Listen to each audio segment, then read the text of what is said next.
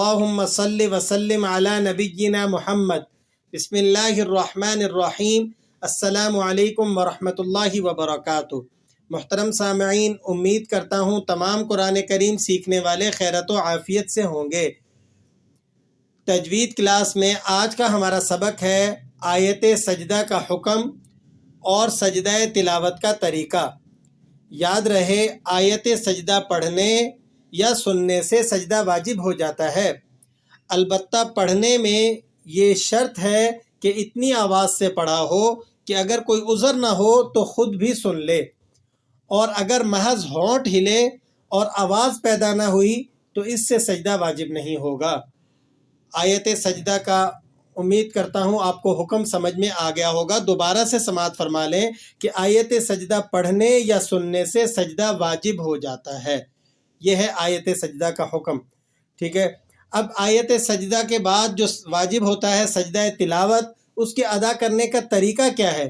تو یاد رہے، سجدہ تلاوت کا مسنون طریقہ یہ ہے کہ جب اس کا ارادہ کہے تو زبان سے یوں کہہ لے کہ میں اللہ کے واسطے سجدہ تلاوت کرتا ہوں، اور اس کے بعد کھڑا ہو کر ہاتھ اٹھائے بغیر اللہ اکبر کہتا ہوا سجدے میں جائے، اور کم از کم 3 مرتبہ سبحان ربی الاعلیٰ کہے، پھر اللہ اکبر کہتا ہوا سجدے سے سر اٹھائے اور کھڑا ہو جائے۔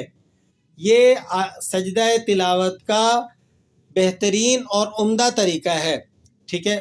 یاد رہے، اس کے اندر اتنی تفصیل ہے کہ سجدہ تلاوت میں تشہد پڑھنے اور اسی طرح سلام پھیرنے کی بھی ضرورت نہیں ہے۔ اب اگر کوئی شخص بیٹھے بیٹھے اللہ اکبر کہتا ہے اور سجدے میں چلا جاتا ہے اور سجدے سے سر اٹھا کر بیٹھ جاتا ہے، ٹھیک ہے، تو کیا اس سے سجدہ درست ہو جائے گا؟ یاد رکھیں، اس طریقے سے بھی سجدہ تلاوت ادا ہو جائے گا، لیکن اس کا افضل اور عمدہ طریقہ یہ ہے کہ کھڑا ہو کر سجدے میں جائے اور پھر کھڑا ہو جائے، ٹھیک ہے۔ تو یہ طریقہ سجدہ تلاوت کا افضل ہے اور عمدہ ہے۔ اور اس کے ساتھ ساتھ اتنی تفصیل ہے کہ جن شرائط کا نماز کے لیے پایا جانا ضروری ہے، انہی شرائط کا سجدہ تلاوت کے لیے بھی پایا جانا ضروری ہے، جیسا کہ بدن کا پاک ہونا، کپڑوں کا پاک ہونا، جگہ کا پاک ہونا، سطر کا چھپانا، قبلے کی طرف رخ ہونا، باوضو ہونا، ٹھیک ہے۔ اسی طرح اور دیگر جو شرائط ہیں نماز کی، ان کا جو ہے سجدہ تلاوت کے لیے بھی پورا ہونا ضروری ہے۔ لہٰذا سجدہ تلاوت جزء نماز ہونے کی وجہ سے بغیر وضو کے ادا کرنا جائز نہیں، ٹھیک ہے۔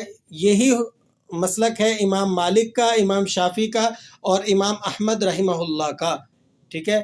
یہ بات امید کرتا ہوں آپ کو سمجھ میں آ گئی ہوگی۔ اب ایک آخری بات یہ ملاحظہ فرما لیں کہ قرآن مجید میں احناف کے مسلک اور مذہب کے مطابق کل 14 سجدے ہیں۔ اب تھوڑی سی تفصیل اس کی یہ ہے کہ مجموعی اعتبار سے کل 5 مقام پر جو سجدے ہیں، ان کے ہونے یا نہ ہونے میں فقہاء رحمہ اللہ کے درمیان اختلاف پایا جاتا ہے۔ مختلف فی سجدوں میں پہلا سجدہ سورہ حج کا دوسرا سجدہ ہے۔ شوافی کے نزدیک اس سے مراد سجدہ تلاوت ہے، جبکہ احناف اس سے سجدہ صلاۃ مراد لیتے ہیں، یعنی احناف کے نزدیک یہ سجدہ تلاوت نہیں ہے۔ دوسرا سجدہ سورہ صاد کا ہے، یہ سجدہ احناف کے نزدیک سجدہ تلاوت ہے، شوافی کے نزدیک اس سے سجدہ شکر مراد ہے، ٹھیک ہے۔ اور تیسرا سجدہ سورہ نجم کا ہے جو مختلف فی ہے، چوتھا سجدہ سورہ انشقاق کا ہے، اور 5واں سجدہ جو مختلف فی ہے وہ سورہ علق کا ہے۔ یہ آخری 3 سجدے احناف کے نزدیک واجب ہیں۔ کون کون سے؟ سورہ نجم، سورہ انشقاق اور سورہ علق والے، ٹھیک ہے۔ امام مالک رحمہ اللہ اس کے قائل نہیں ہیں۔ اس اعتبار سے امام ابو حنیفہ رحمہ اللہ اور امام شافعی رحمہ اللہ کے نزدیک قرآن مجید میں سجدہ تلاوت کی کل تعداد 14 ہے، جبکہ امام مالک اور اسی طرح امام احمد بن حنبل رحمہ اللہ کے نزدیک سجدہ تلاوت کی تعداد 11 ہے۔ امید کرتا ہوں آج کی ویڈیو، آج کا سبق، آج کا لیکچر آپ کو اچھی طرح سے سمجھ میں آیا ہوگا۔ جو باتیں آپ کو سمجھ میں آنے سے رہ گئی ہوں یا ہمارے سمجھانے سے آپ کے سمجھ میں نہ آئی ہوں تو کامنٹ باکس میں ہم سے لازمی رجوع کیا کریں، ہم سے پوچھ لیا کریں۔ اللہ رب العزت سے دعا ہے کہ ہم سب کو قرآن کریم کے احکامات پر عمل کر کے اسے سمجھ کر اور دین کی تمام پابندیوں پر عمل کرتے ہوئے زندگی گزارنے کی توفیق عطا فرمائے۔ وما علینا الا البلاغ المبین۔